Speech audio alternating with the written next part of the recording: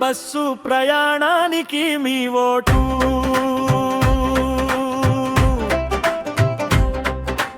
మహిళలందరికీ మెడలో 2 తులాల ఉచిత గోల్డ్ చైన్ కోసం మీ ఓటు. మహిళలందరికీ ఉచితంగా కారు ఇవ్వడానికి మీ ఓటు.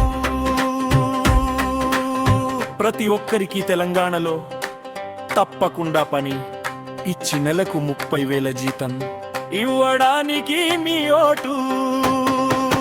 కాబట్టి పాటా పార్టీకి ఓటు వేసి అధికారంలోకి తీసుకురండి. మూఢనమ్మకాలకి వ్యతిరేకంగా పోరాటానికి మీ ఓటు.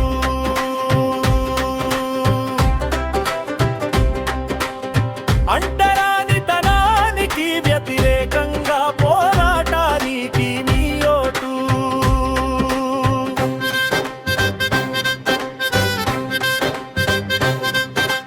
మందు బందుకు మీ ఓటు, సిగరెట్టు బందుకు మీ ఓటు, బందుకు మీ ఓటు. ఒక్కసారి పేద ప్రజలారా నన్ను అర్థం చేసుకోండి. పిచ్చి చెల్ల వరకు ఫెయిల్ అనే పదం లేకుండా అందరినీ చదివించడానికి మీ ఓటు. పాటా పార్టీకి ఓటు వేసి అధికారంలోకి తీసుకువస్తే పేదల జీవితం మెరుగుపడుతుంది. మీకందరికీ చైతన్యం వస్తుంది, చదువు వస్తుంది, కార్లు వస్తాయి, ఉచిత బస్సు ప్రయాణం లభిస్తుంది. కాంగ్రెస్ మహిళలందరికీ ఉచిత బస్సు ప్రయాణం అన్నారు. నేను పురుషులందరికీ ఉచిత బస్సు ప్రయాణం అంటున్నాను. తప్పేముంది? వాళ్ళు అలా ఓట్లు పొందారు, నేను కూడా ఇలా ప్రజల మద్దతు పొందుతాను.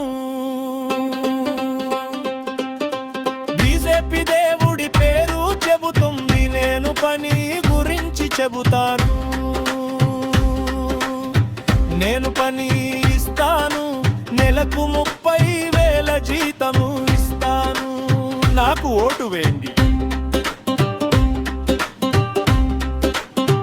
పని దొరికేంత వరకు ప్రతి ఒక్కరికి నెలకు 30,000 జీతం ఇస్తూనే ఉంటాను. ఈ మొత్తం డబ్బు ధనవంతులపై పన్నుల ద్వారా సేకరిస్తాను. ఒక్కో ధనవంతుడు నెలకు 1,00,000 రూపాయలు చెల్లిస్తే సంవత్సరానికి $1,00,000 అవుతుంది. మొత్తం కలిపితే సుమారు లక్షల కోట్లు అవుతుంది. ప్రజలకు జీతాలు ఇస్తే సుమారు 4 లక్షల కోట్లు ఖర్చు అవుతుంది. కాబట్టి నాది పేదల తరఫున ఒక పోరాటం, ఎన్నికల పోరాటం.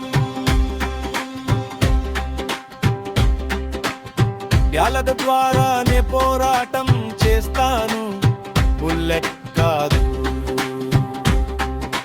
బ్యాలెట్ యుద్ధంలో నేను గెలుస్తాను.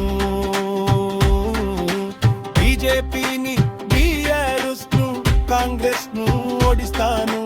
నేను ముఖ్యమంత్రి అవుతాను. దయచేసి పేద ప్రజలారా, మహిళలారా నాకు ఓటు వేయండి. భవిష్యత్తు తరాలకు మంచి పునాది వేయాలని నా లక్ష్యం. ఓటు వేయండి, ఓటు వేయండి.